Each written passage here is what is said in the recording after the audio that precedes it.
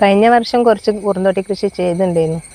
അപ്പോൾ അതിൽ നിന്ന് ഞങ്ങൾക്ക് നല്ല ലാഭം കിട്ടി. പിന്നെ ഈ കാട്ടുപന്നി അങ്ങനെ അതിൻ്റെ ഒരു ശല്യമൊന്നും ഉണ്ടായില്ല.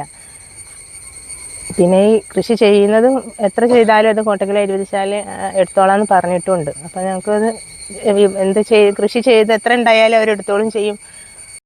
എല്ലാവർക്കും ചെയ്യാൻ പറ്റുന്നൊരു കൃഷി തന്നെയാണ്. വലിയ ബുദ്ധിമുട്ടൊന്നുമില്ല. ഈ തൈ ഉണ്ടാക്കിയിട്ട് വിത്ത് എടുത്തിട്ട് തൈ അല്ലാതെ തന്നെ ഞങ്ങൾ തൈ തന്നെ ശേഖരിച്ചിട്ട് അതും നടുന്നുണ്ട്. അല്ലാതെ വിത്ത് ഇട്ടിട്ട് മുളപ്പിച്ചിട്ടുള്ള ആ തൈയും ഞങ്ങൾ നടുന്നുണ്ട്. പിന്നെ ഇത് നട്ട് കഴിഞ്ഞാൽ പിന്നെ പ്രത്യേകിച്ച് അതിനൊരു പരിപാലിക്കേണ്ട ആവശ്യമൊന്നുമില്ല.